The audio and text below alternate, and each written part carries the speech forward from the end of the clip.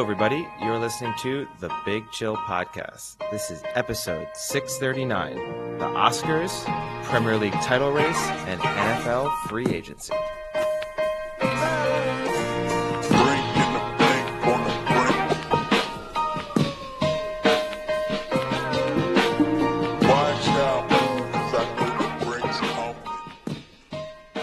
Hello, Big Chillians. Welcome back to the Big Chill Podcast. I'm Frank, joined with Eddie.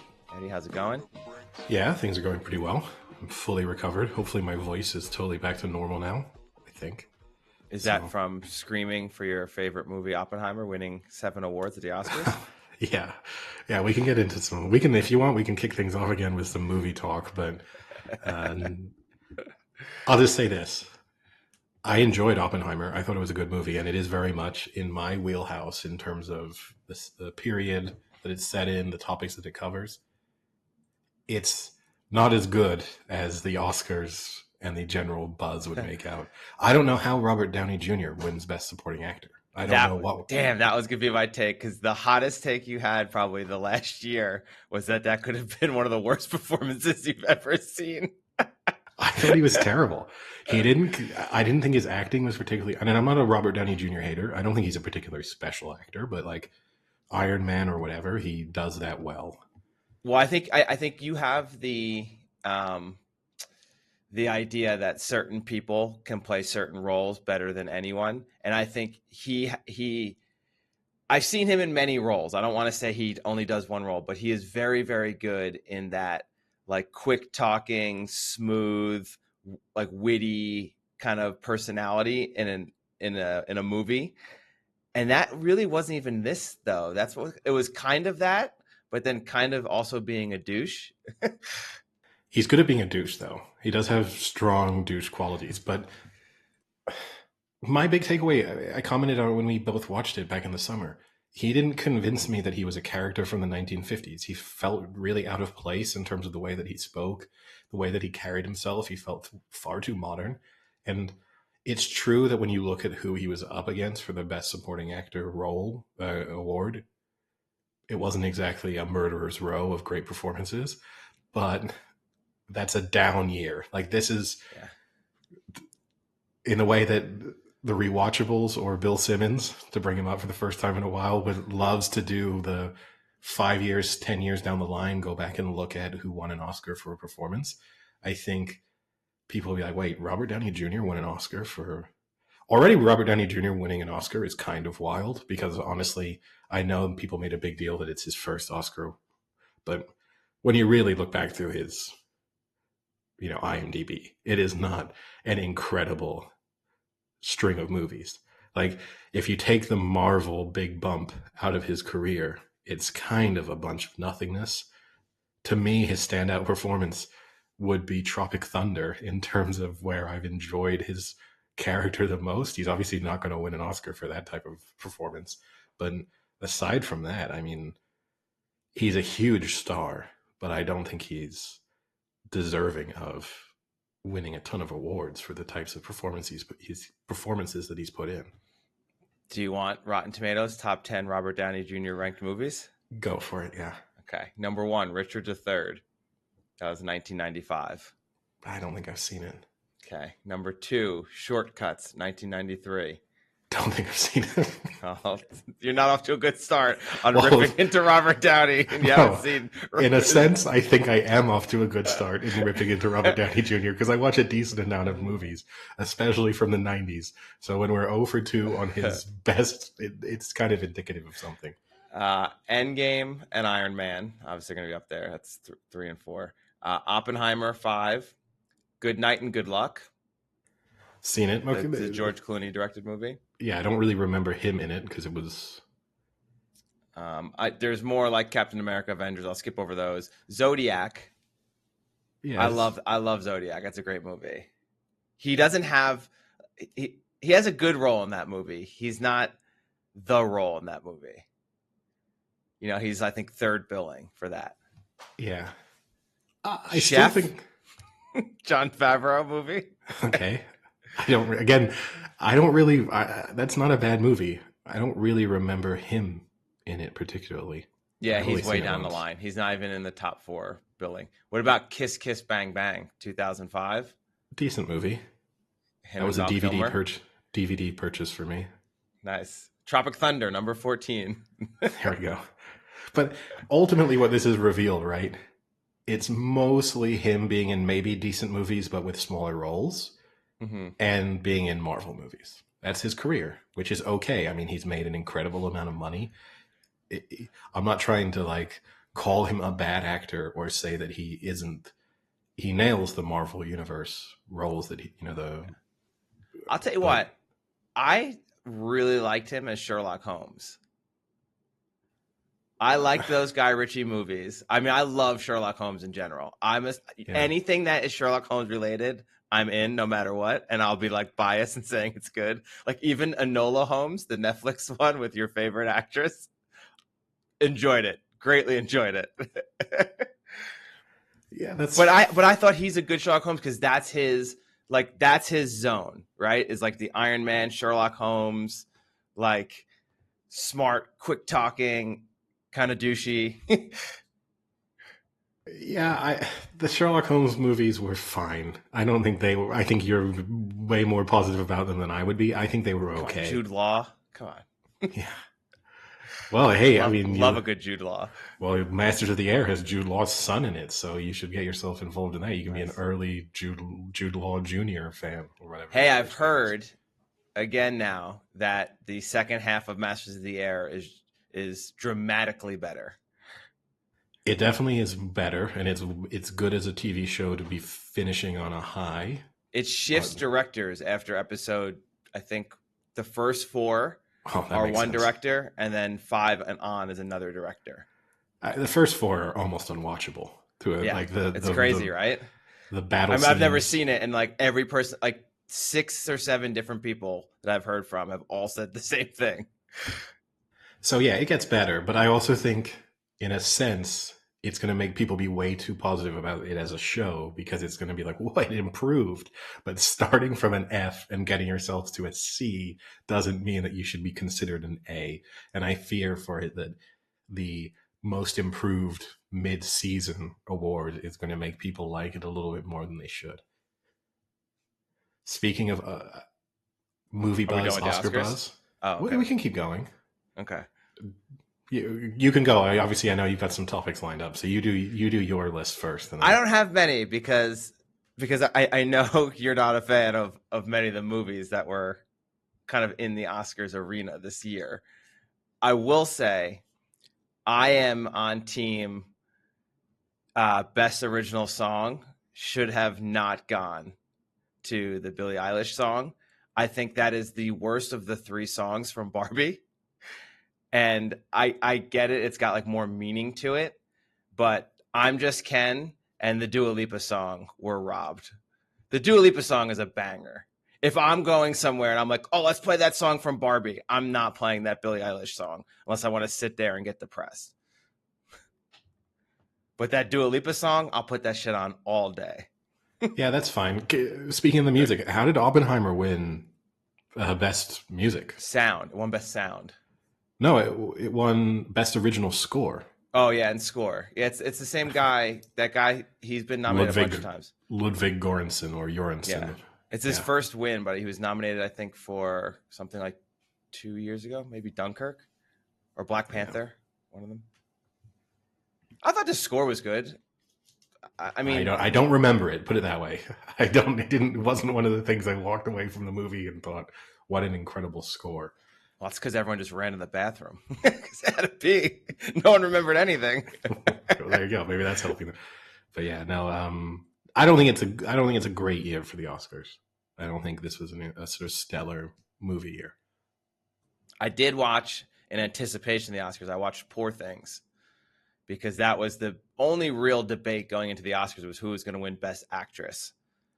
Unfortunately, I still haven't watched Killers of the Flower Moon. I haven't set aside a 6-hour window to watch that movie.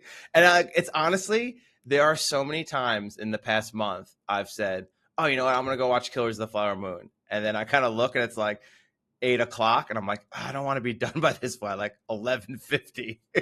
Like, I don't want to go to bed at midnight here after watching this. Yeah, it's a big time commitment. I haven't watched it yet either. But I mean, I don't think I'll watch it in a single sitting. And Like, that's the thing is that fair to the movie?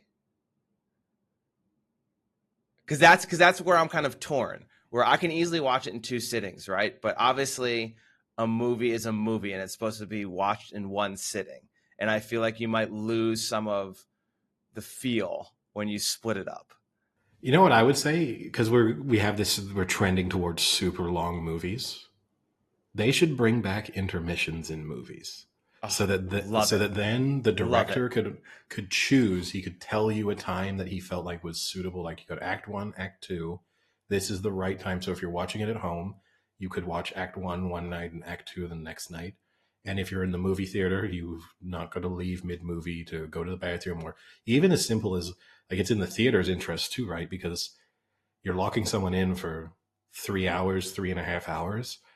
They probably I mean, we might get onto it. I went to see Dune 2 last week. Oh, don't tell me. Don't say anything. You gotta wait till next week. I I'm have gonna my, be going soon. Just have, shut up. Just shut it. I can Shut give it. I can give some Shut up. opinion on it, but just even one thing, like I finished my drink 90 minutes into the movie.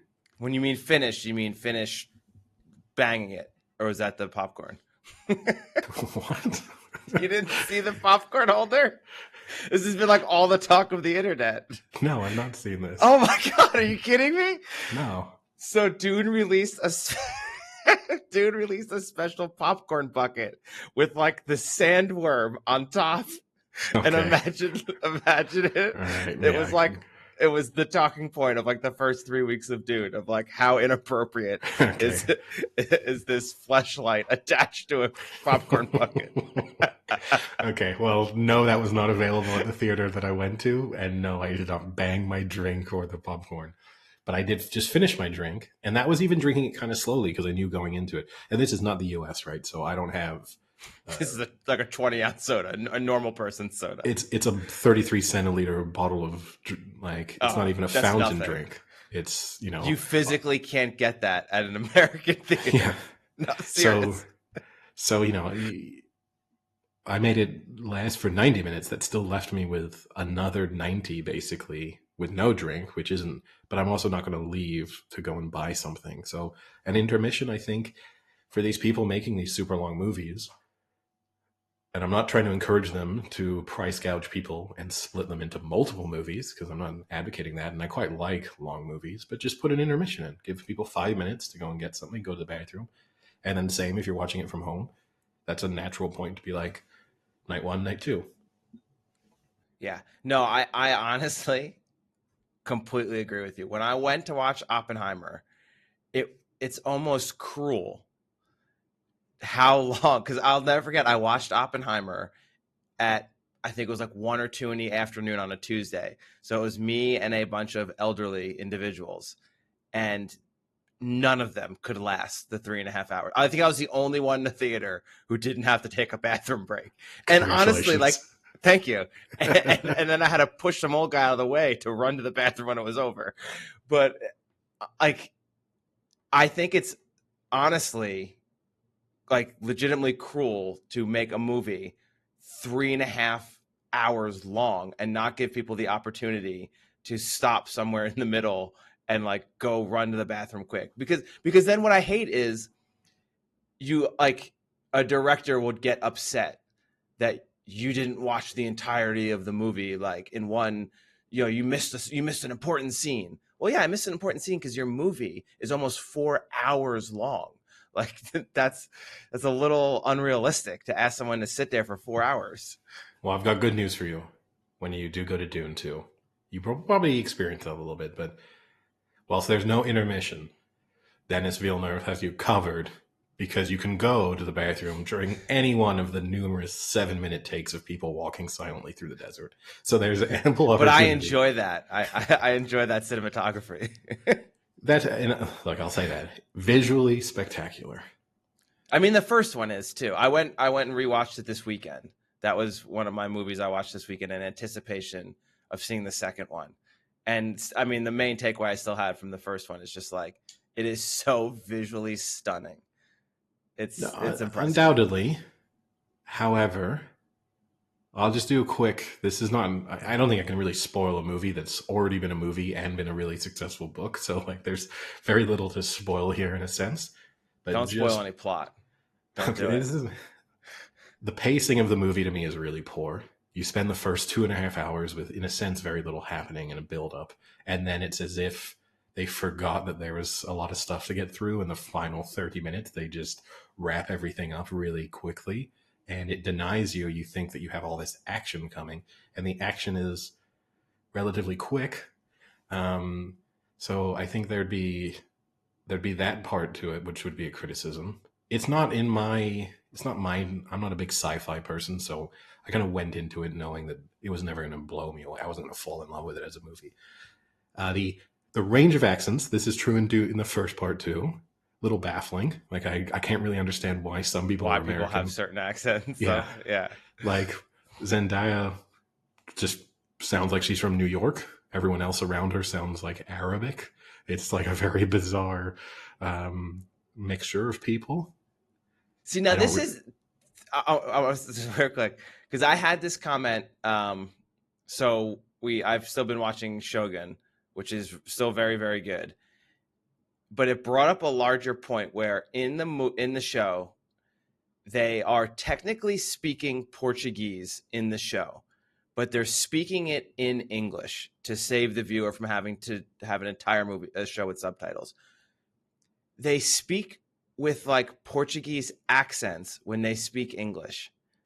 I don't understand why movies do this and TV shows do this. Like if they have a show and they have like Russian characters, but they have the Russian characters speaking English, why do they have to speak with Russian accents when they speak English? Because they wouldn't fucking be speaking English to begin with anyway. So just speak normal English. Don't do a stupid accent.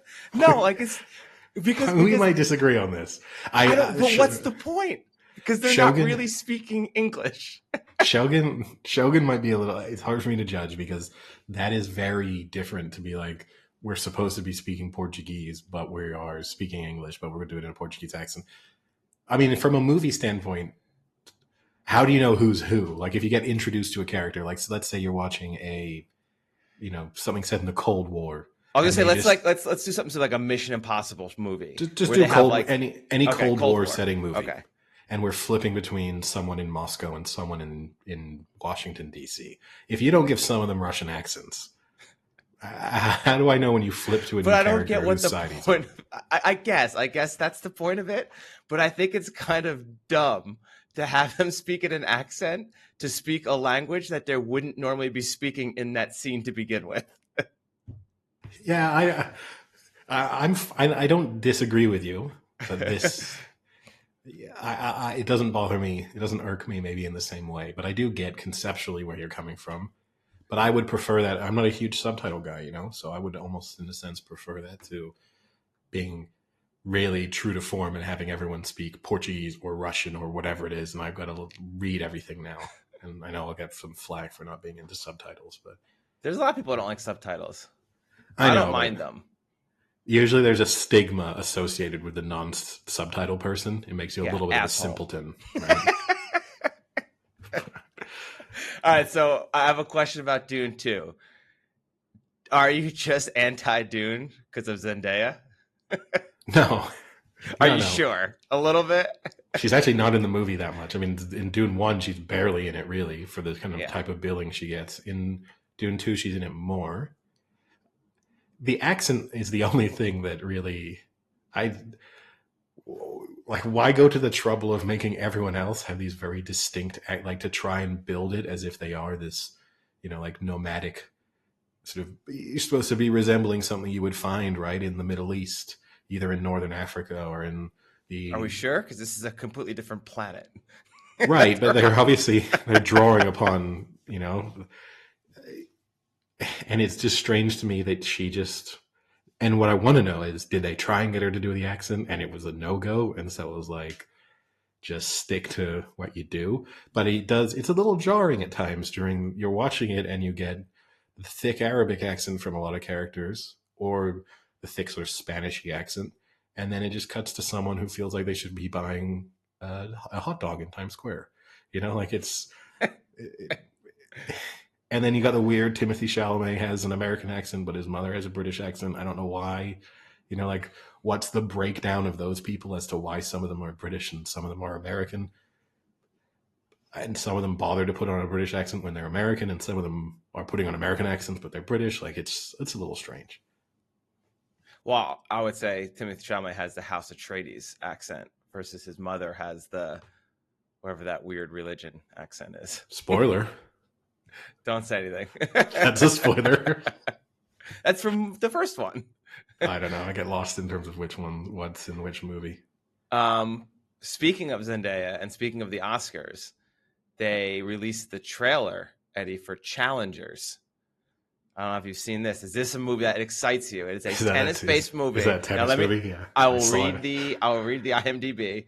It says Tasha, a former tennis prodigy turned coach, that's Zendaya, is married to a champion on a losing streak. Her strategy for her husband's redemption takes a surprising turn when he must face off against his former best friend and Tasha's former boyfriend. That's got you written all over it, Eddie. It made me laugh out loud. A tennis love romance triangle. Yeah, Wimbledon Part 2.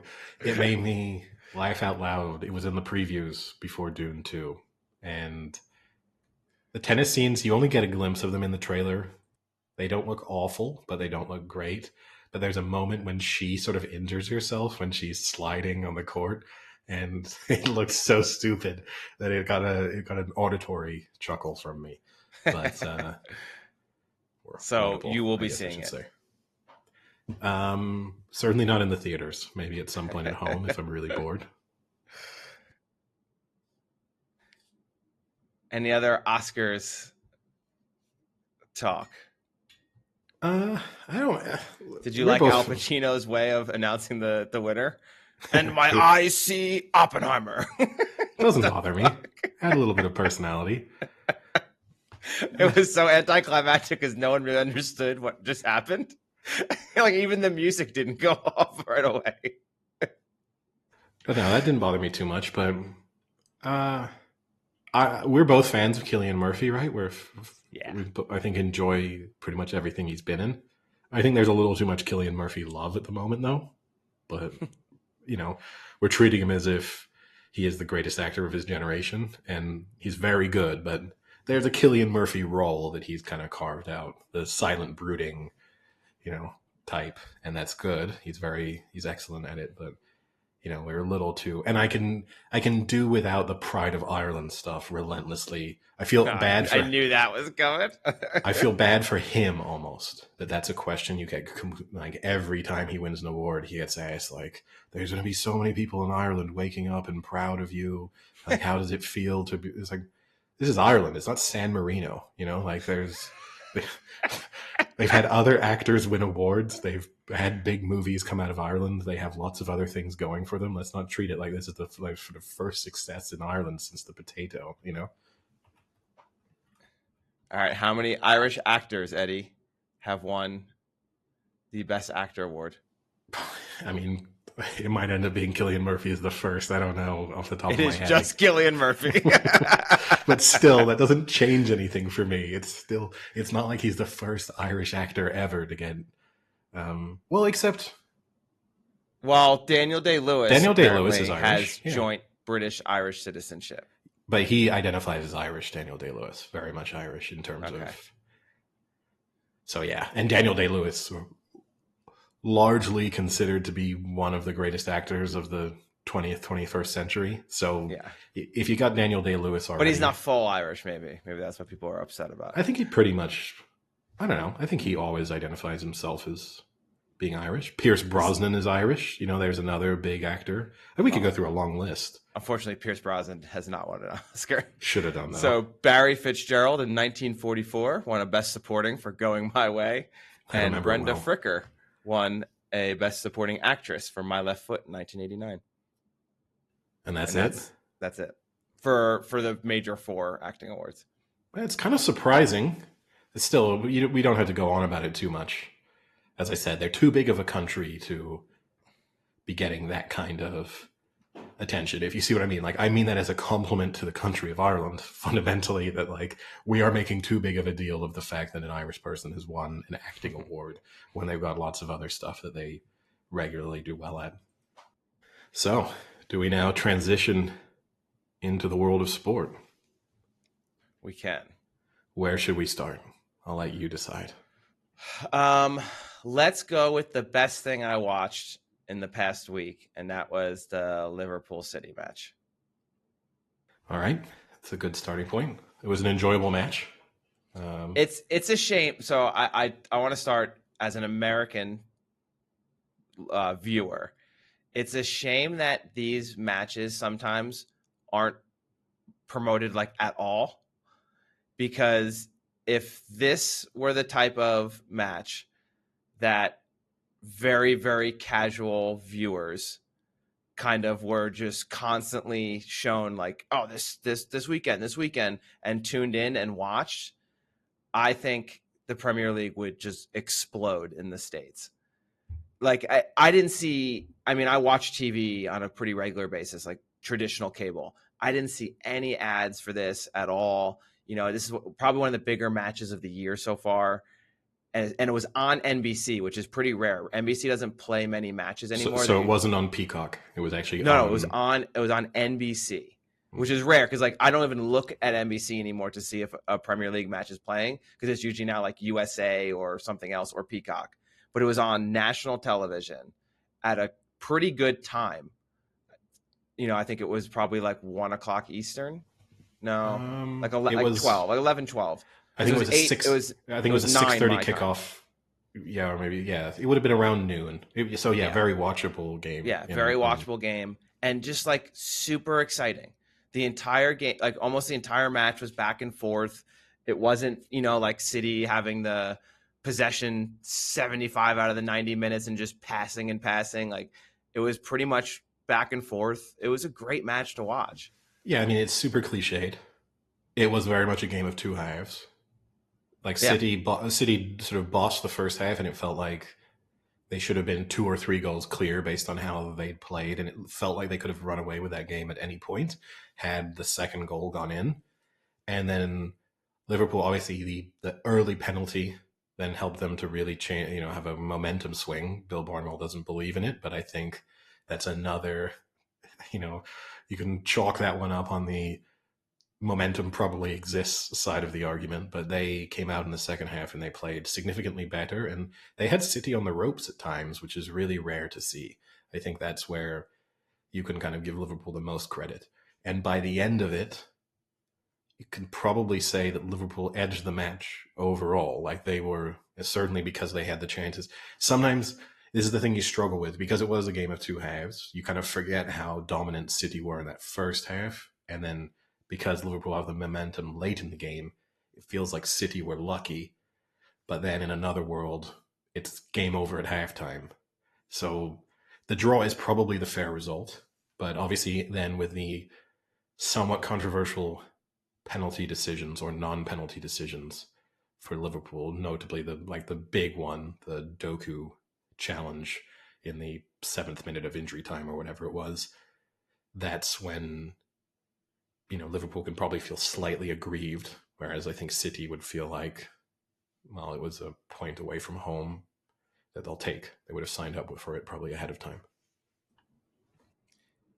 Yeah, so Eddie, I queued up here. I know you've been a hater of the XG lately. So I would like you to give me, have you looked to see what the XG was? Actually, no. I know you haven't looked at this part. Can you give me the first half XG? Oh, it's an interesting one. So the now, John Stones. I'll just give you not like a clue, but the ball possession in the first half was actually 53% Liverpool. Yeah, that's because they had a lot of goal kicks and stuff, right? Like, possession sometimes can be a little bit misleading. I know. I'm just saying. I would say, so the John Stones goal would have a high XG because of just how sort of his proximity to the goal you'd expect him to score. What a great play that was. Yeah, I'm going to say the City were probably like a 1.3 first half, something like that, XG. 1.35 for City. Almost dead on. Yeah. What about Liverpool in that? Oh, low. Point two. Ooh, 0.46. That's generous. Now let's switch to the second half, Eddie. Okay, so a penalty I think is 0.75 whenever you get a penalty. I think that's how that works out in XG. So that automatically puts Liverpool at that. So I'll say Liverpool second half, maybe approaching 2 on XG. I'll go 1.9 XG Liverpool second half. Way off. 2.36. Okay. I mean, I'm not that far off, but yeah. Over 2.5 is a lot. City's XG is going to be pretty low second half. Kind of trying to think of the chances that they had. There weren't many. There was like the Haaland. Oh, that was first half. No, for us, first half. Van Dijk. I'll give City like 0.3 second half XG. 0.15. Yeah, barely even an effort.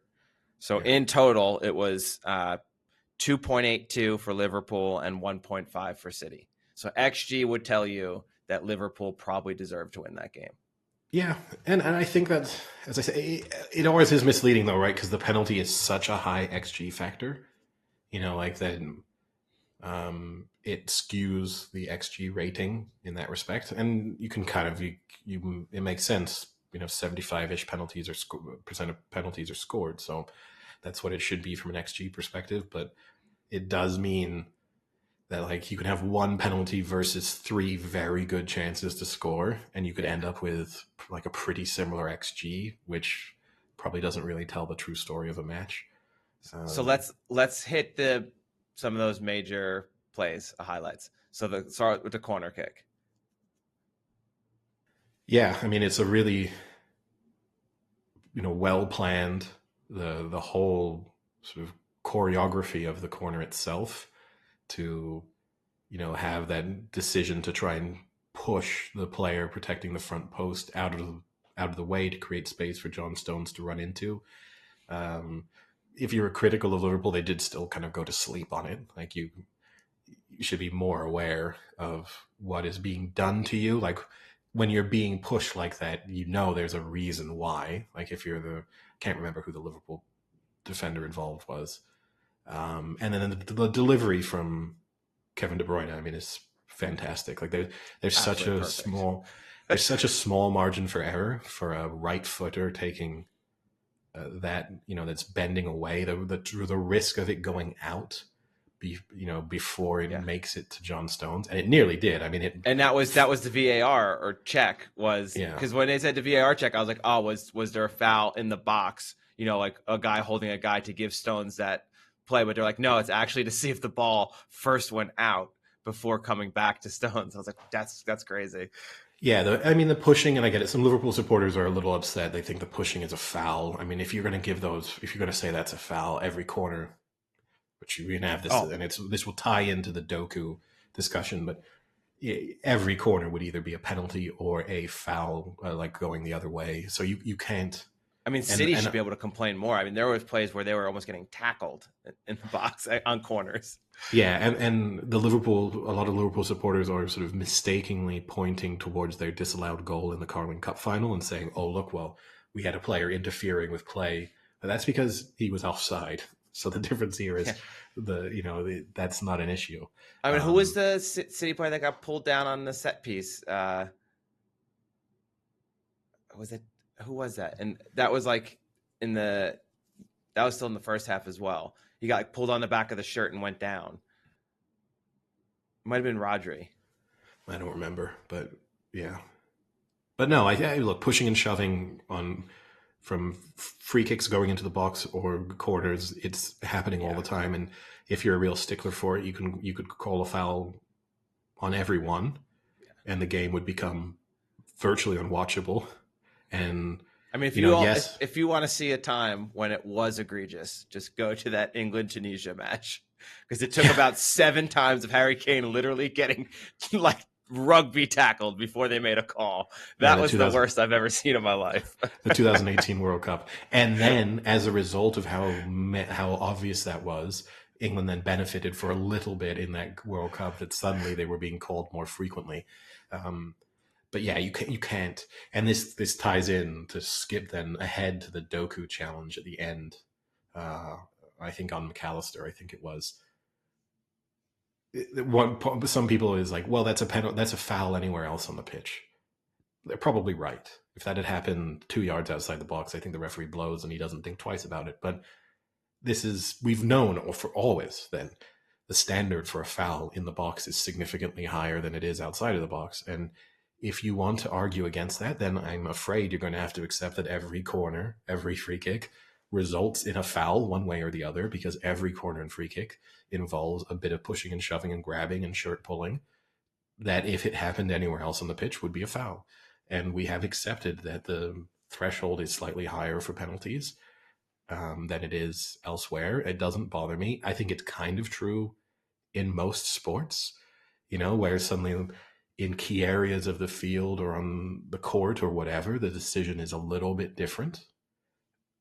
That I can live with. As long as that's consistent, that doesn't bother me. What bothers me, and we've spoken about this ad nauseum, is the idea that the penalty isn't given because it's the 97th minute or whatever, and he would have given it in the 12th.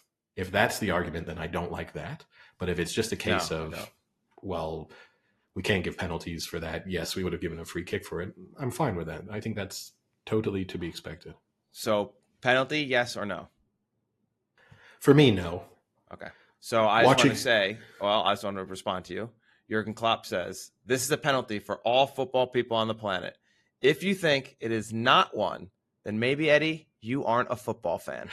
When did you cue that quote up? Because I think you knew what my opinion was going to be. How pleased were you when you got that quote? Well, Eddie, maybe you're not a football person, all right? Maybe I'm not. I would be interested to see. I've never heard Jurgen Klopp.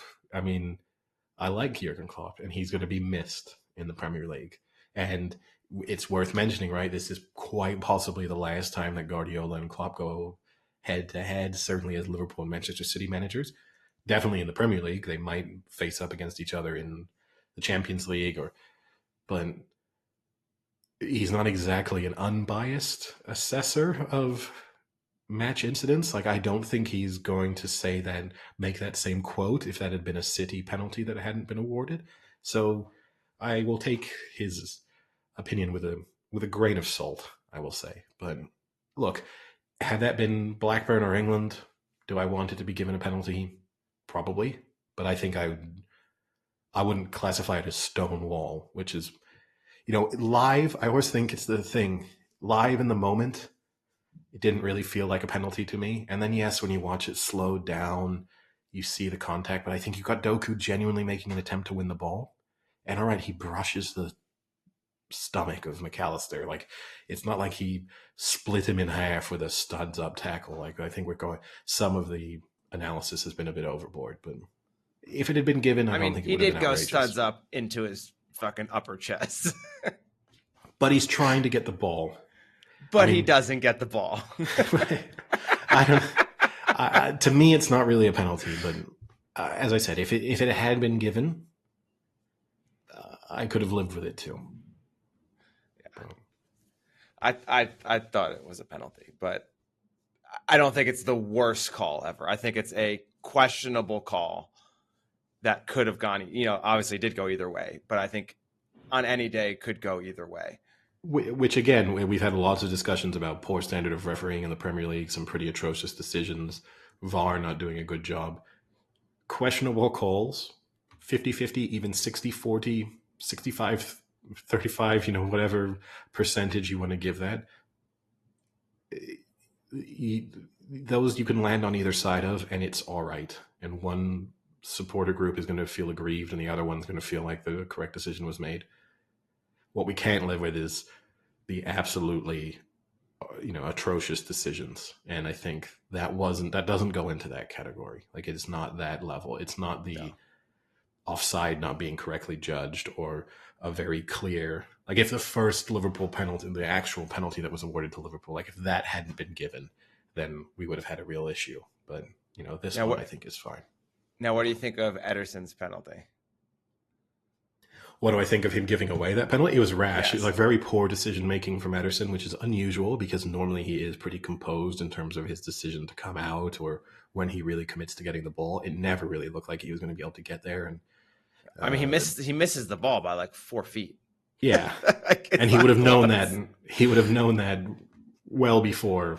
Yeah. You know, even at the speed at which the game is moving, he would have realized pretty early on, I've overcommitted here. So my question on that is, I mean, obviously I've never played the position or anything like that. That's a lie, Frank. We've played in a 7-a-side tournament and you were in goal. So I did play. You have 6 matches under your belt in a 7-a-side tournament. Okay, 6 matches. Isn't the better move if he's coming out like that to then dive for the ball, like arms first instead of trying to kick it like that? Because I feel like if you're diving for it, you're going to get less of a call of a penalty and you have a better chance of getting to the ball. Like you have a better chance of at least touching the ball, getting a piece of it, than trying to like swing and kick it when you're clearly really far from it. I mean, you're saying which of these bad decisions is the better one, so yes. It's a little hard to judge. If he's committing to going for that ball. See, if he's slid, he would have had to go pretty early to like try and make an attempt with his hands, and you're basically guaranteeing that you're giving away a penalty because either, well, one or two things you're guaranteeing. One, you just don't get to the ball, and then you're on the ground, and Darwin Núñez is tapping it in, or if he starts to see you commit, it's much easier for him to try and knock the ball by you and go over your body.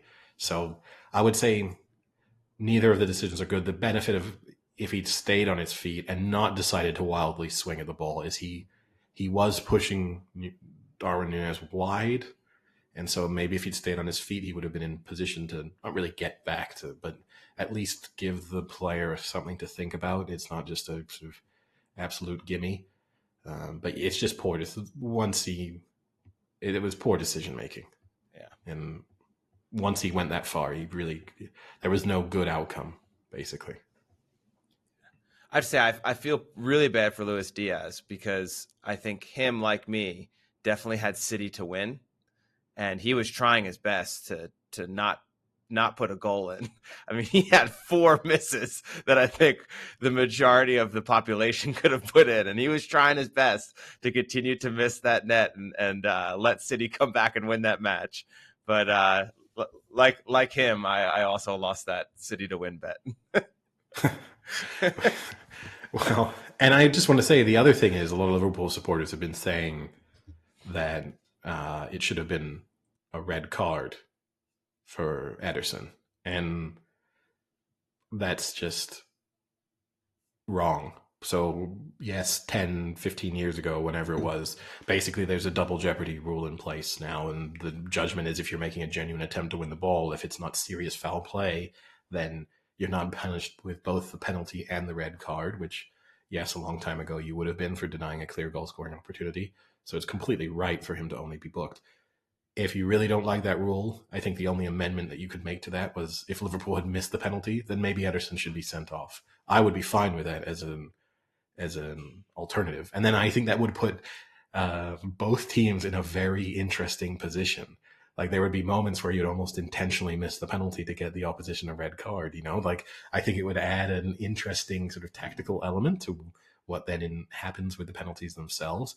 But it's too punitive to both award a penalty and send the goalkeeper off for what is fundamentally just sort of everyday goalkeeping going wrong. It's not like there was no risk of serious injury from what he did.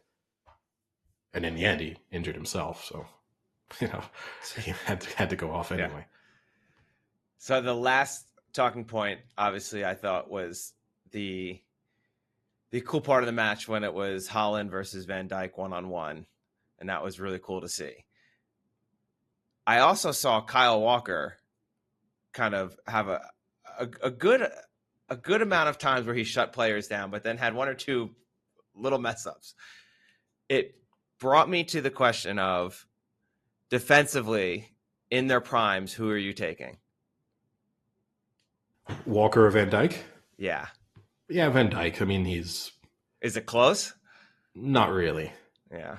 Because I think you can find a fullback way more easily than you can find a really good center back, central defender. Like I think someone who can really sort of marshal your back line is a way more rare quality than just, Kyle Walker's a good defender, and he's absolutely rapid. And that's Yeah. I was going to ask, what do you think about Kyle Walker I like the most? yeah. And he showed that So off at one fucking point, quick. right? When he just blew by, like there was the one where he knocked the ball slightly by whoever that Liverpool player was, and he's just gone. Like the speed is impressive. But yeah, he had one where he came back too. He was like 8 steps behind a Liverpool player, and within like 2 seconds, he had like gained the ground back and was in front of him.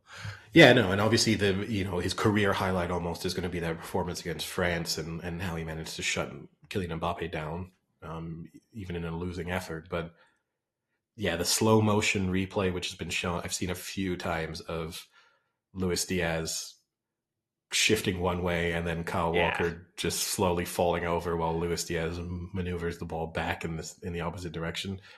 That one's probably going to haunt him a bit. It's not a great, not one to go on the highlight reel. But yeah, Van Dijk is in the discussion. I don't think he's on the short list for greatest central defenders of all. I mean, we say all time, but let's say modern era, sort of 1990s onwards. You could make a case for him, and I guess Kyle Walker probably enters the discussion for that same short list, but for right backs, maybe. But the case for Van Dijk is a lot stronger, and I think it's a more difficult position to play, really. Like you can kind of hide someone at fullback. Not that anyone's hiding Kyle Walker, but you can do that. You can't hide someone at center back. You get exposed. So, I'm always going to give the edge to an elite central defender over an elite fullback for sure. Now, elsewhere in the Premier League, we see Arsenal got another relatively late winner. It looked like they might be frustrated in their performance. A 2-goal win would have been nice, but can't have everything, I guess. But yeah, they definitely were slightly frustrated there. But they have a knack of finding goals when they need them. Kind of saw it to a certain degree in the Champions League last night too against Porto, where they managed to sneak through on penalties. They just remain both in their performance at the weekend. So sneaky to get through. And against Porto, like they're just not convincing. Like it's fine, Arsenal supporters. I hope you're enjoying. Like this is great. Like if I were an Arsenal fan, in a sense, it's almost more satisfying to be finding these late winners or winning on penalty shootouts than just cruising through, like say City are in the Champions League with, 5-goal aggregate wins or whatever. But the eye test, like clearly they are not quite as good. But, good to see Saka make a penalty. Yeah, good preparation for him. You need for England. You do need some of these players to be put through those, ahead of the Euros. Wouldn't mind Arsenal. Rice took one too, right?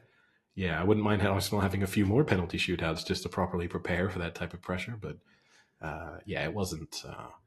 They were not very impressive. Porto are a decent side, but they still, over the course of those 2 legs, they really huffed and puffed to get through that. Now, maybe wrapping up the Premier League talk, we can have a little bit of a rant. My rant. What's your? Because I want to. Is it related to the top 3? Okay, you can finish yours and we'll move on to mine. The top 3 are mentioned in mine, but you can. Okay, so the top 3 right now in the market basically is City even at 1-1 to win the Premier League, Liverpool at 2-1, and Arsenal at 5-2. Do you think that is fair? Probably. I would probably have City odds on, in fairness, just because there is a sense, right, that they just have a history of, being in this position and then just... So like 4-5? Yeah. 4 to 5, 4 to 6. I mean, Wow. we're really going to know quite quickly, right? Because Yeah. they play Another Arsenal. good weekend. They play Arsenal at the end of this month, and if they beat Arsenal, then I think Arsenal are probably out of the title race. Because the thing, if you look at City's run-in, okay, they have Villa as their next Premier League match. No, yes. They have Arsenal as their next Premier League match because it's FA Cup when they come back from the international break. Then they have Villa. If they've won both of those, their run-in is Palace away, Luton at home, Spurs away, which is thank God it's Luton at home. Because if it were Luton away, look out.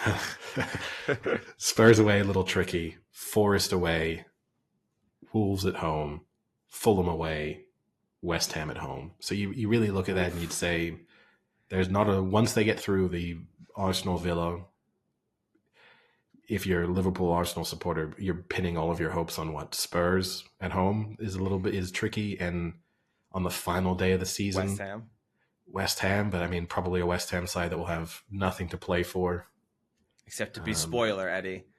Except to be spoilers. Whereas you look at Liverpool, they've got Brighton next, which is not easy. Sheffield United at home, easy win you'd expect. United away, which is, who knows? Depends on which Manchester United turn up. Could be tricky, could be super easy. Palace at home, you'd expect them to win. Fulham away, you'd expect them to win. West Ham away, so it kind of falls into the same category. Spurs at home, so again, a little bit tricky. Villa away, tricky. Wolves at home, fairly straightforward. Yeah, I mean, they have kind of similar run-ins, fundamentally. You look at them in, Liverpool and City, so then you give City the edge.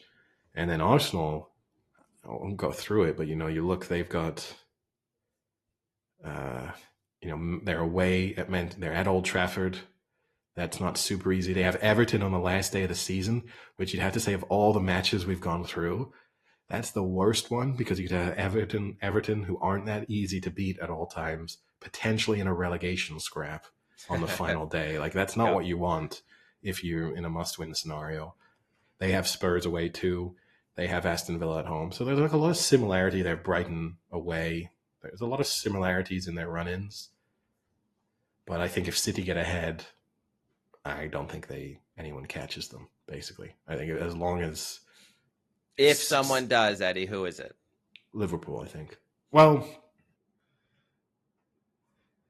I'm torn because I think Liverpool are the better side and more consistent. I guess in a way, maybe I'll say Arsenal because they have the advantage of playing City. So if you tell me they can win that match, then that gives them the advantage. So I'll say Arsenal on the basis that if they can win the head-to-head, they're then in the driver's seat. But I don't think they're going to win the head-to-head.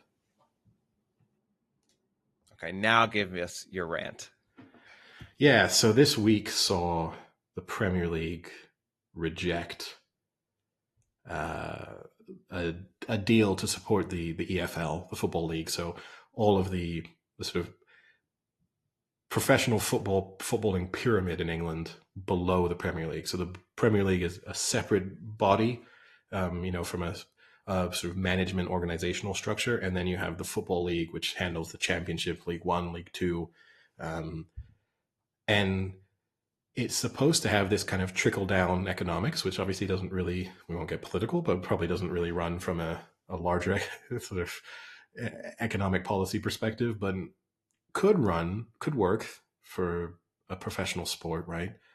And there was a proposal where £900 million was the Premier League clubs were going to sort of send £900 million over the next, I think it's 5 years, to the EFL to be redistributed amongst those clubs to help keep them financially stable, but also to support grassroots. And this has been rejected. The argument being supposedly that these Premier League clubs have decided that it would be less expensive for them to fight this in court than to give the £900 million. And the 10 clubs who voted against it, their argument is basically that why would they be giving money to their rivals? Like, these are direct competitors, sort of, I guess they can say. And so why would they be helping them out? Like, Microsoft doesn't pay a fee to other software companies just for the kind of good of the game. Now, do you have these 10 teams that voted no?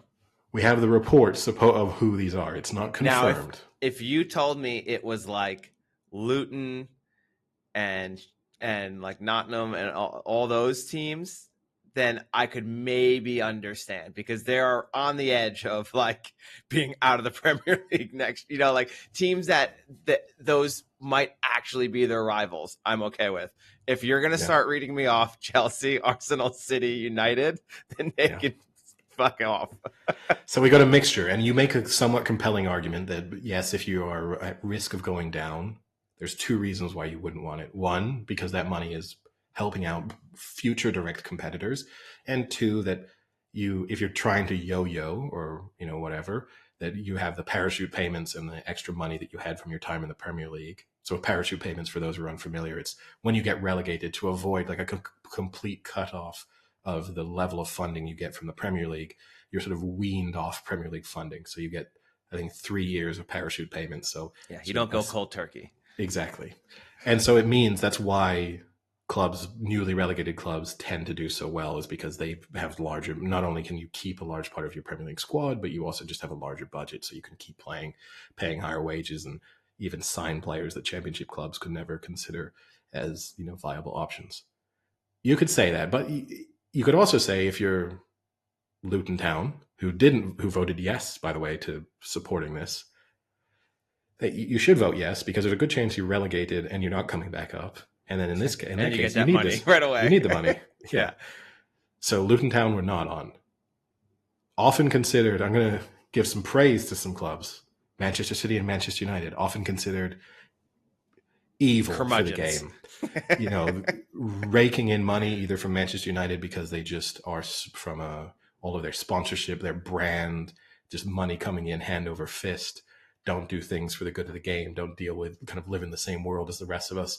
Manchester City, one of the richest clubs in the world from an ownership perspective. What concern would they have? Both voted yes. They understand grassroots football, support the English pyramid. Couple clubs true here, ambassadors of the sport. Yeah, you give them some credit. Couple clubs here, though. Liverpool. Love to talk about Liverpool. It's just different there, isn't it? They just have an appreciation of football in a way that the rest of us don't. It means more to them. They have this, it's a city. The football flows through their blood, and they just get it. They don't walk alone. Yeah, we get told this all the time. Liverpool's a different club. It means more. Jurgen Klopp, literally in his leaving statements, it means more. It means more. City don't get it. They just don't get it. They're all big money. Look at Jurgen Klopp's budget. How amazing is it that he managed to do it? Voted no. Don't care. Let me just point out, Harvey Elliott, big part of Liverpool's squad this year. Key part of his development. Blackburn Rovers on loan. What did Blackburn get out of Harvey Elliott going on loan? Not a lot. They pay Liverpool money for it. They develop this player who now becomes a key part of, Liverpool's squad. How does it go on loan? Well, it could go on loan more easily if you're kind of supporting the clubs that you want to send young players on loan to, so they can get playing time and improve. No, fuck them. Why do we care? We'll just take advantage of them and then we'll move on. Arsenal, such a caring club. Arteta at the helm, really just their supporters too. We're not really one of the big boys. We're just challenging the big boys. You should all support us because we're not City. We don't have the huge budget. We don't spend tons. I mean, okay, we spend £100 million on Declan Rice, but we don't really spend, as much as them. So if you're a neutral, you should be supporting Arsenal. Voted no. Fuck them. There's some clubs on this that don't surprise me. Chelsea, who tough. I mean, they don't got any money left to give. The only thing I'd say to them, they got like 45 players out on loan, so they should be trying to support this kind of initiative But you know what? I'll give Arsenal, Chelsea a pass. Even Liverpool, if I want to do. Let's call a spade to a certain extent. They're owned by Americans who probably don't care at all about the footballing pyramid. They want to turn a profit, so it's not that surprising. Spurs voted no. No surprises there. Tight with their money. Like they Levy run. Easy. No. It's not a slur. Easy. It's not a slur. Levy runs a very tight ship. That's stories that he bought the cranes, to build their stadium and sold them at a profit afterwards because it was a sound investment. They are run. I can live with Spurs. They make decisions You know, they live within their How can means. birds build stadiums? Birds. The cranes. West Ham, no. Aston Villa, no. Wolves, no. Nottingham Forest, no. Crystal Palace, no. Bournemouth, no. At least 3 of the teams I just named will be playing in the championship at some point in the next 5 years. Yeah. And I bet you they'll change their tune. Then I bet you all of a sudden we'll hear Nottingham Forest say, why isn't there more money coming from the Premier League? Crystal Palace, why isn't there more money? But it just really bothers me. You know, we went through the Super League and we had this universal uproar from fans about how we're supposed to be caring about the well-being and the integrity of the game and how all of this matters. And the reality is, part of what makes English football so compelling is how structured and successful the lower parts of the game are. Players come through that in a way that they don't in a lot of other leagues. Like, there are legitimate world-class players who emerge from the lower leagues. Players get sent on loan there. It's an integral part of how Premier League clubs operate. And, you know, I could go through a long list of either one of those examples. And fundamentally, these clubs just don't care. And we're going to see more and more clubs go out of business because, you know, there's more money pouring into the Premier League. The EFL did just sign a larger deal to sell their rights, media rights internationally, but still it's a drop in the bucket compared to what Premier League clubs get. We're going to see more and more clubs go out of business. And when they do, you'll have fans from the Premier League wondering what's happening. And it's because they're not sharing the wealth. And it's great to be in a position of power and not worry about those who have less than you. I mean, it's very revealing about our society as a whole, right? But it's really depressing. Like, I think it's shameful for the Premier League. It's shameful for those clubs who voted no. And they are playing a dangerous game where we could just sort of gradually evolve into the Super League because there's no alternative, because all of the clubs beneath it will have gone out of business. So very disappointing. And really, relatively speaking, they're not being asked to give up very much, but, you know, they won't do it. So there's my rant of the week. Wow. Spoken like a true supporter of a team that's about to get relegated. No, it's true. Further down the pyramid. It's true, but I think, obviously it's impossible to tell. I think I would have had exactly the same opinion when Blackburn were 6th in the Premier League. You know, that so maybe I wouldn't have the same opinion if I were a Manchester United supporter, I get, because there's no risk, right? Manchester United are never going to end up in the Championship.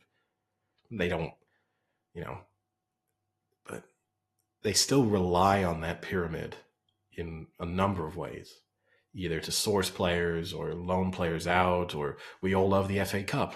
FA Cup's gone without it, you know. There's a lot of reasons why everyone should appreciate how unique England is in terms of the quality and depth moving down the divisions, and seemingly people don't. And I don't think, you know, you think 900 million over 5 years, so divided by 20 clubs, it's the type of money that clubs blow on poor signings every season, and yet they're unwilling to redistribute that throughout the footballing pyramid to just make sure they have players, you know, clubs to sign players from in the future. But it is what it is. Clubs are selfish. Speaking of club, actually, no, there's too many transitions here. All right, I'm going to stick with one last European football. You talked of sponsorships and the brand. I'll use that as the transition. Did you see the new lawsuit with Kylian Mbappe's team? I did not, no. Oh. Kylian Mbappe is suing a kebab shop owner for using his name in the description of one of his sandwiches in Marseille. So this is apparently a famous influencer who's well known in the football world. Opened a kebab shop in Marseille, and the description of his Club Kebab is that it is made with baker round bread as round as Mbappe's skull. Interesting. Interesting description. Now is Mbappe upset because that's an insult? That his skull is just super round? Like, I don't, or is he just so, you know, for everything being the brand that he won't allow anyone to use his name, even if it's a small shop owner in Marseille? I mean, maybe if it had been a more flattering description, you would have stood a better chance of not having him be upset by it. But I get it. This is one of those things, right, where people will say, why are you picking on such a small operation? I do understand you have to like protect your brand. And if you start allowing, like, where do you draw the line? I kind of understand it. I think it doesn't make you out to be evil to think that people can't market things based off your, especially when you're saying that this guy is a somewhat famous influencer. So I imagine promoting this thing on social media relatively heavily. It's not like you're just walking into your local kebab shop and they're offering you the Killian kebab, and unless you live within a kilometer of it, you have no idea this thing even exists. Like, this is, as small as it might be, it's still on a slightly different scale. So I kind of get it. It seems petty, but yeah, maybe if he had described it more positively, maybe he would have got away with it. So the person who opened up the shop has 1.8 million followers on Instagram. I think that's fair then. And he posted, "Are you not ashamed? You have nothing else to do. Suing me for something so futile. It is incredible. I can't believe it." I think if you've got that many social media followers, I think you're fair game. Like, that isn't just your local kebab shop. That is very much someone trying to build something kind of off your brand and identity. And I'm okay with that. That doesn't seem, it's not Kylian Mbappe going out of his way to squash the little man. Like, this is a relatively large influencer who probably, if they'd gone to a lawyer, and may have gone to a lawyer beforehand, a lawyer probably would have said, I don't think you should do that. You know, like, this, you can't really do that. But, you know, and he also has something for Dimitri Payet. So one of his sandwiches description is a crepe as loaded as Payet. Don't know how to interpret that either. But, I don't know. You know what I think this guy really needs to work on? Better descriptions of his food. I think if you're going to name something after someone famous, make it flattering. You know, like, I think that's one of the good takeaways from this example. So my other transition was going to be with big spending and maybe too much spending, and bring it to American football with the free agency signing extravaganza having started and some big names going to some new teams. What is there one in particular that you find? Is it the Sam Darnold to the Vikings? Is that the one that you think is most interesting? Big loss for the Niners there. No, I think we had to start Russell Wilson, right? I think that's the Russell Wilson, at a $1.2 million 1-year contract to the Steelers, the lowest amount he can make. Which, credit to him, right? We had this discussion about where were his viable landing spots on the last episode, and what we just said was, if he wanted to go somewhere to kind of be a starter for a couple of years, then the only way he could do that was to take advantage of the fact that he was being paid still by the Broncos, and to take a cut price deal to go somewhere else. I think it's a win for the Steelers. It's an upgrade for them at the quarterback position for sure. And is it? Are you so. Sure? Yeah. Now, you know me, I'm a huge Kenny Pickett fan. Yeah, he loves Jersey boy. It's so optimistic about that. Now, here's the thing: is if Russell Wilson goes to the Steelers and he's the quarterback who ends the run of them being over 500. Oh, I love that. I love that storyline, Eddie. I didn't even think of that. That's going to be a great sort of final paragraph in his playing biography. But I think it makes sense. He gets to go somewhere and be sort of relatively competitive, you would expect. And from the Steelers' perspective, it's kind of a risk-free move. You bring in an experienced quarterback, you're really paying him nothing.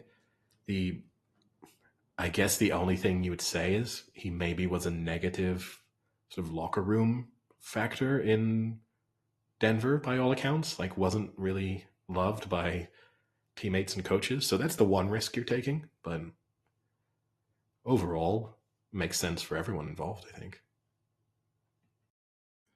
So you had two big running backs kind of switch alliances, and you had Saquon Barkley, former Giants running back, go to the Eagles for 3 years, $37.75 million, $26 million guaranteed. And then Derrick Henry going from the Titans to the Ravens, 2 years, $16 million, $9 million guaranteed. I think this is a steal for the Ravens, and I think this is a gut punch for the Eagles. Yeah, I mean, it's for the Eagles. Like that is so much money for a 27-year-old running back who, I mean, look, I loved him as a player. He was very injury prone. And at the end of the day, he's a running back. Running backs are so replaceable in the NFL. Yeah, they are. And you just say it's the injury record that is the concern. Like, how many games does he, if I set the over-under, how many games does he play for the Eagles during the remainder of his career where he has over 15 carries?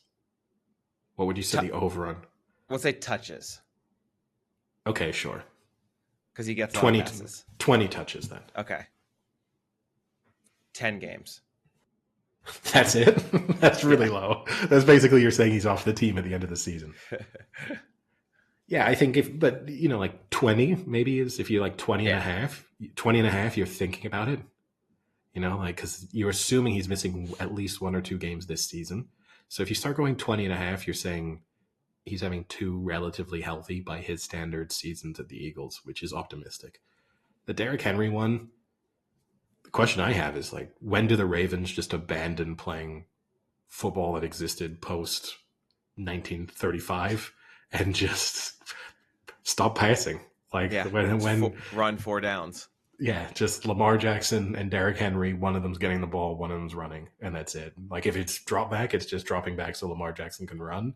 And if it's not, it's handing the ball off to Derrick Henry so he can just steamroll over people. But, like, they are building a team. And in a sense, I almost feel sorry for Lamar Jackson with a signing like this because it's going to mean they run the ball even more. And so to the people who are critical of him for not being a good passer, not being a sort of true quarterback in some respects, this almost hurts him because it like plays into the strengths of the Ravens, but it means that they are going to have you'd imagine a reduced version of that pass game.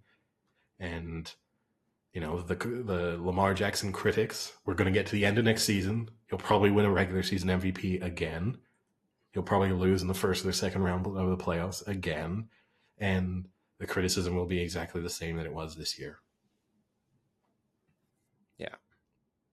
And I think the Giants, I think I am in the minority of Giants fans who think that was a good move letting Barkley go. Because, I mean, 1, they don't have the money. And 2, I would never pay a running back that much money. I just think after watching the NFL these last 5 seasons and seeing, new running backs just come into the fold every year who are, 4th, 6th, 7th round draft pick, come out of nowhere. I mean, look at Pacheco. I mean, Pacheco wasn't like number 1 on anyone's draft board. And now people can't get enough of Pacheco, and in 3 years, he'll be gone and they'll have a new running back. The Chiefs. Yeah, the risk just like Clyde L.L.R. was like great for them for a year. The risk is this isn't that dissimilar.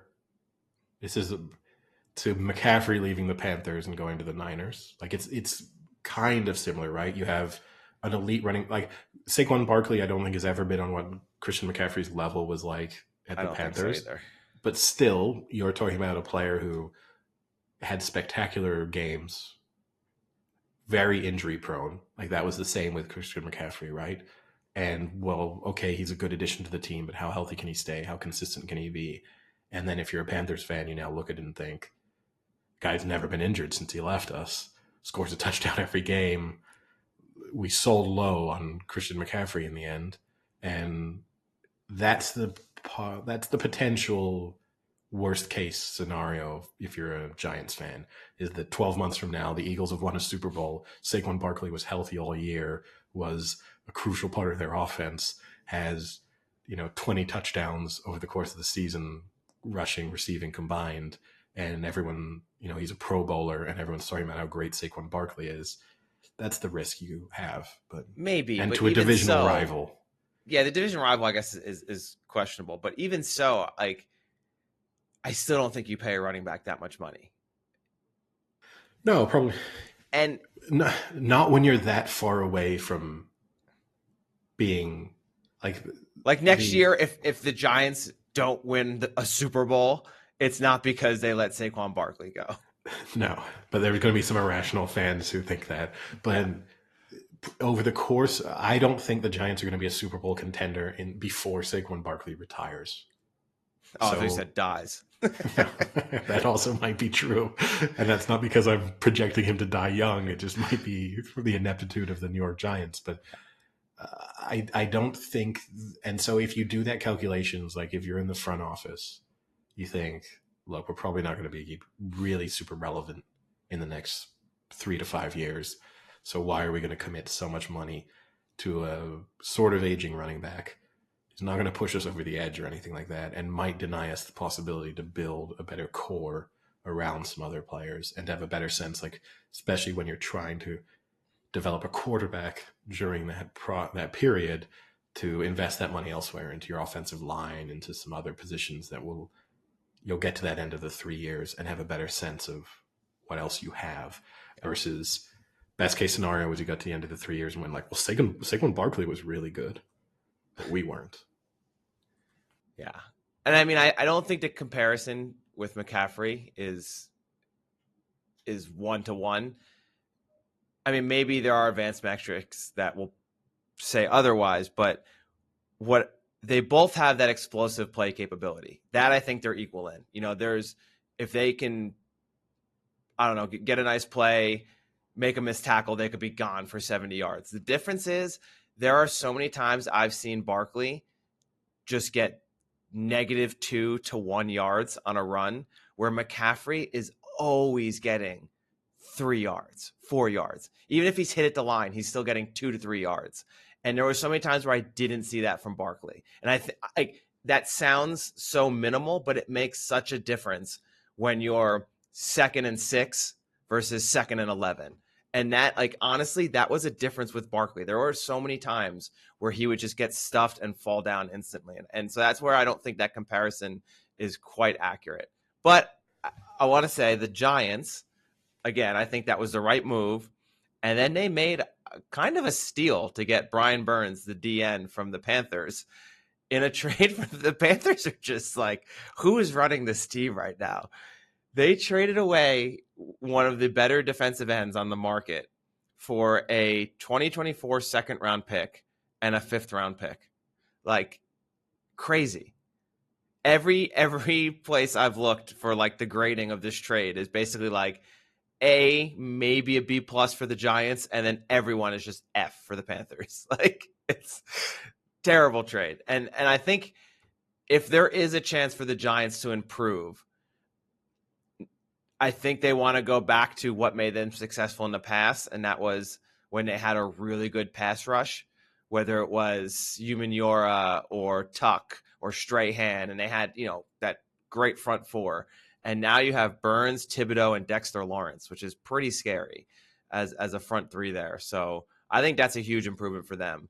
So I think the Giants so far have done, for me, I think they've improved. Yeah, and it's tough for them too, right? Because that's such a hard division to make any real inroads in. That's the other challenge. I guess the other really notable free agent signing, Kirk Cousins with the Falcons. This feels just like almost Groundhog Day. This feels like Matt Ryan being back with the Atlanta Falcons. I think that's 4 years, $180 million. Including $100 million guaranteed. I mean, yeah, good for Kirk Cousins. He's made so much money over the course of his career, and he'll retire.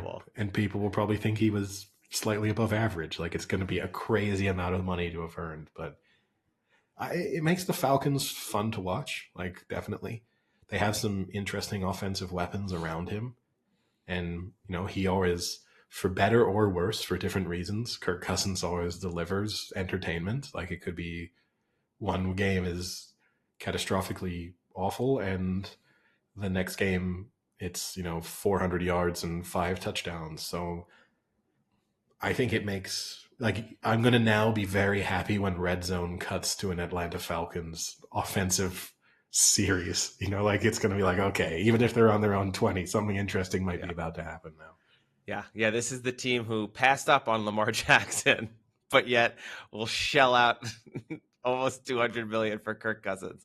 A little mind-boggling, but I think he's good, Kirk Cousins. I think Kirk Cousins gets such a terrible rap because he can't win playoff games, but when you look at those teams he had and you say he can't win playoff games, it's not just him. They weren't that great of teams. And honestly, he's kind of on a Falcons team that is that borderline team again. Like, if they make the playoffs, I kind of don't expect them to win a game in the playoffs. They're okay. I mean, they have 3 first-round draft picks on the line, one of which is Chris Lindstrom, who's really good. So their line is improved. They have Kyle Pitts, Drake London, and Bijan Robinson. So they have some weapons.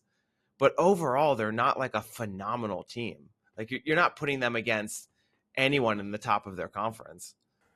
No, but it's a very winnable division, right? So that's the thing. Yeah, no, I think they might win the division, but not a playoff game. Yeah. But when you lock in now, you've got the Falcons for the next 3 years. It's hard, you'd say are going to be very consistent contenders for that division. So that gives him a chance to, maybe, if they can make other improvements around him, then maybe they can become somewhat relevant from a playoff perspective. But I mean, the Buccaneers are just, we're going to see the same version of the Buccaneers we saw last year. Hey, re-signed Mayfield and Evans. They believe, Eddie. They do, yeah. The Panthers continue to look awful. There's no reason to expect them to improve in the next year or two. And then the Saints kind of just, like, they are what they are. But yeah. Other NFL free agent signing, maybe we should discuss. One of your favorite players, Jameis Winston, going to the signing for the Cleveland Browns. Could not be a bigger difference between, like, from a locker room perspective. You got Deshaun Watson, who I don't think anybody likes, and Jameis Winston, everybody loves. Like, every team he's on, he's going to be on the sidelines doing weird things, trying to be motivational, weird quotes coming out post-game. Going to be very contrasting presence there in Cleveland. Yeah. And also very contrasting to who he's replacing in Joe Flacco. Yeah.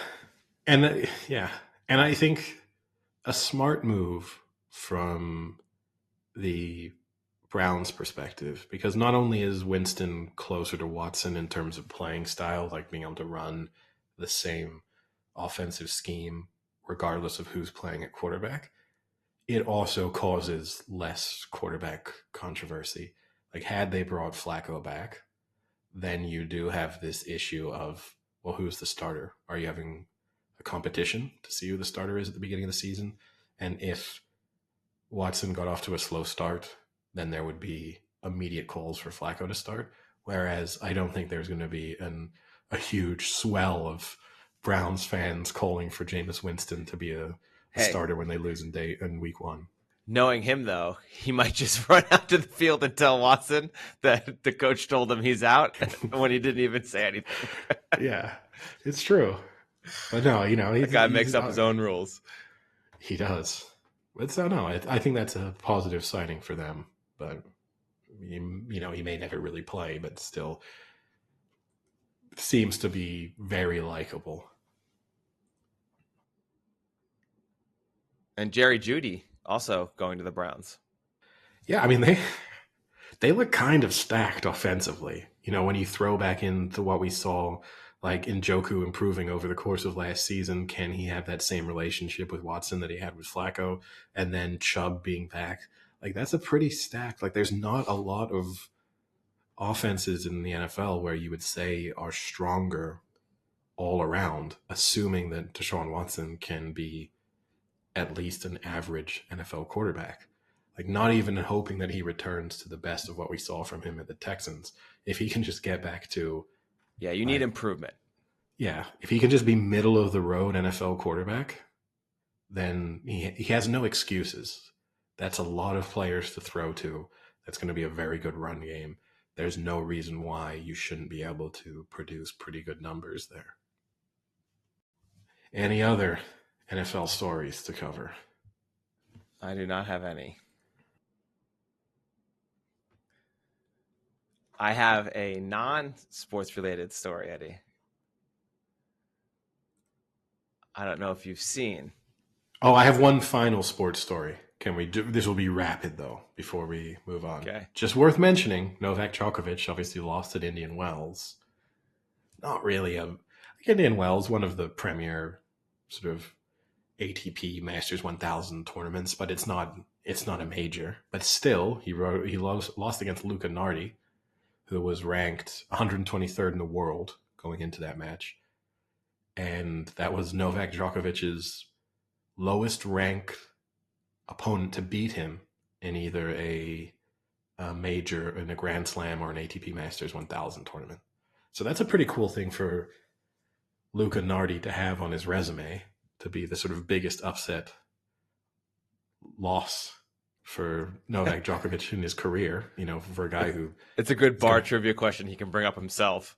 Yeah. That would actually be pretty awesome. Who is the lowest ranked opponent Djokovic has ever lost to? Ladies, you guys know? You know? No? It was fucking me, this guy. You don't know who I am? Neither does he. No, buy me a drink. Yeah. But no, it's the interesting thing. Some people may be reading a little bit too much into it in terms of the, that this is like a canary in the coal mine, that this is like the end of Djokovic is coming near. I think that's a little bit dramatic, but he's always had a few weird losses in him. Nadal obviously had to pull out of the tournament with a back injury. I just don't know if we really ever see him. Like, I know this is supposed to be his farewell tour, but it's more farewell than it is tour so far. So I don't know if we really see much more of Nadal. I think no matter what, he'll probably trot out in round one of Roland Garros, but it might be a very sad ending. Like, I don't know if it's... I'm never one of those people. I hate the, great athletes have to retire at the top. Like, I think a player should be able to retire whenever they want to. Like, I love that Andy Murray is still, chugging along on the tour and getting the occasional let's say win. hobbling along. Yeah. I love that. To me, it doesn't tarnish his legacy that he's no longer competing to win majors. But Nadal, when you can't even get on court, that's when I think it's a little bit different. Just go out on your own terms, but don't try and force something. I don't know if at Indian Wells, I don't know if you saw Andy Murray, after his first round win, he gave a towel and had a conversation to this guy in the stands who had been yelling support to him. Did you see this story? And he was like, they were like, why did you make such a big deal about giving that guy a towel and speaking to him? He was like, well, he was giving me support all game. And he's like, it's not the normal support. The normal stuff you get is just, come on, Andy. He was like, that's the best I've seen you serving in years. It's inspirational that you're out here after everything that you've gone through. It's incredible that you're playing this at this level after everything. And he was like, I needed that at times during the game. It was very inspirational. I just liked it. But yeah, that's and final tennis talk. I think we're seeing the death of the one-handed backhand. It's sad times. R.I.P. I know, it was such a, peak one-hander was the, obviously Federer was a one-hander, Wawrinka, one of the most beautiful one-handed backhands of all time. No player in the top 10 in the men's game at the moment has a one-handed backhand. Dimitrov and Tsitsipas, I think they might be the last of their breed. Tsitsipas is going through some difficult moments, but I think, I don't think anyone's going to get taught how to use a one-handed backhand anymore, really. Which is a shame because it's so much prettier than a two-handed backhand when you see it done well. But I think it gives you such a disadvantage returning serve that everyone's just going to be two-handers now. But Yeah. There's your quote. Yeah, there we go. The tennis update that people didn't need. You can take us on to the non-sporting topics. Well, I think I've got a topic that people are going to be excited about, Eddie. Two of America's largest, not fast food, chain restaurants are soon to be combined. Applebee's and IHOP may soon have dual branded locations sharing a back of house and a blended front of house. So you could come hungry and leave happy while eating good in the neighborhood. I have never been to either one of those chains. My God. Oh. That is the most, you know what? You get criticized for being anti-American. That could be the most anti-American thing you've ever said. I mean, I don't think I'd be interested. I don't think in either of the places I lived. Oh, at the time I was. There was. At the time I was you're there. Wrong. You are wrong. There's no way. You think? There is no way Salt Lake City did not have an Applebee's or an IHOP.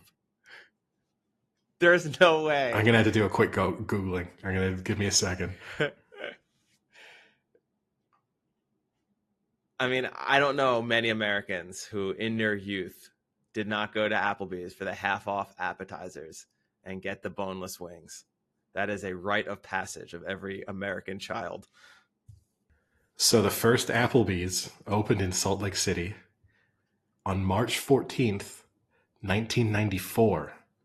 So I will say, whilst I was still living in Salt Lake City at that point, yep, that's the site. Like the first few years I was in Salt Lake City, there was no Applebee's. I moved to Salt Lake City in 1991. Even more reason, though, when the Applebee's finally opened.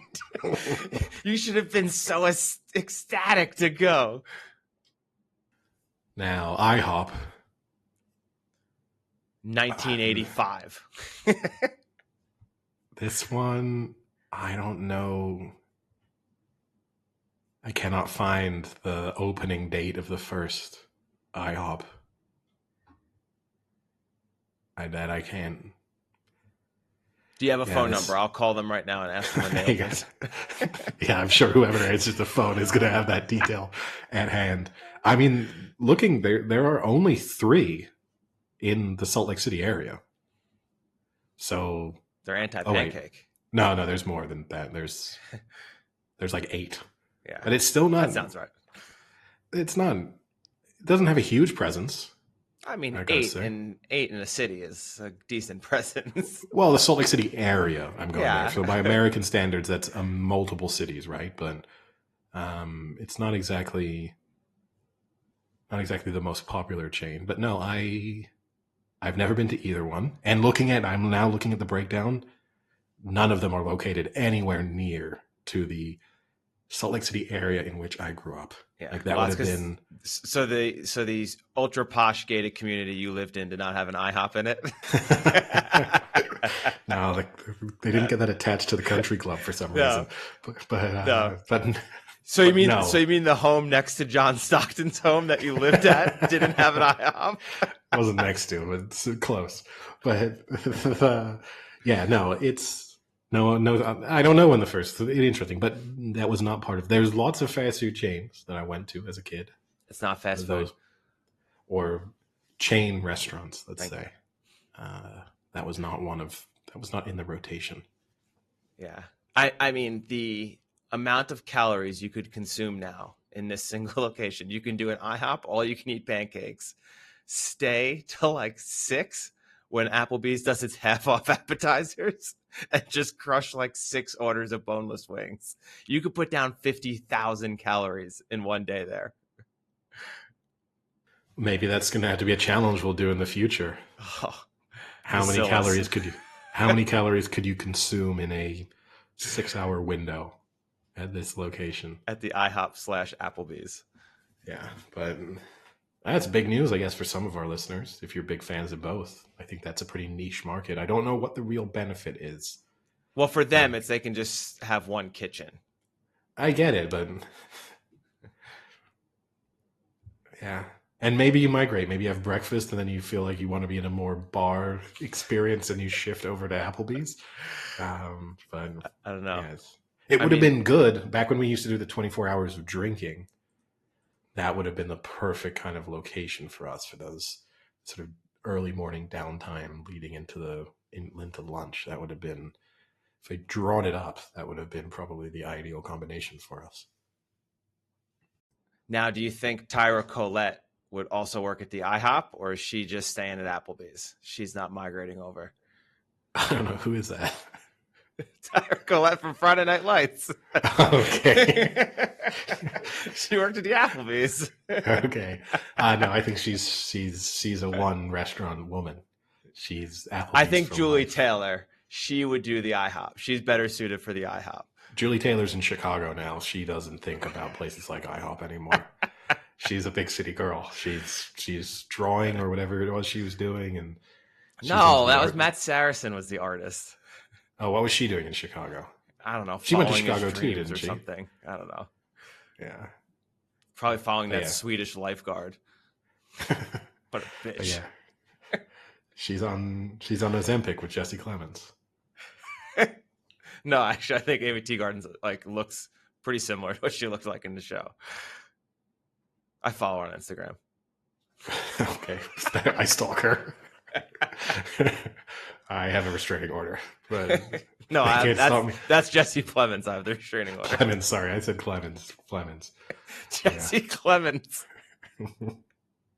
Roger Clemens' son. That's who I'm really into. Did you know? You'll be shocked to find out this former MLB pitcher has a son who starred in a hit TV show. And all he did was change one letter of his name to throw you all off. Yeah. All right. Any other topics to cover? No, I think that about covers it for me. Yeah, I got Masters of the Air to wrap up this week, and I'm now I might start watching Shogun because we're now back into a running out of TV shows. Oh, yeah, it's so good. Blew through the Detroiters. Don't know if you ever watched that from a couple years ago. Comedy Central, 2 seasons. Mm-hmm. Really enjoyed it. But aside from that, nothing left to watch almost. Yeah, I'm watching Mr. and Mrs. Smith. It's okay. I'm a big Donald Glover fan. I think he's a good actor. But Shogun, definitely. And then are some new shows coming out soon. So April and May are going to be some pretty good shows being released. Nice. Some good sci-fi. Perfect. Just what I need. Shogun, not sci-fi. I'll just watch Dune 2 1600s feudalism Japan. All right. Well, I guess I'll talk to you later. See you. Cheerio.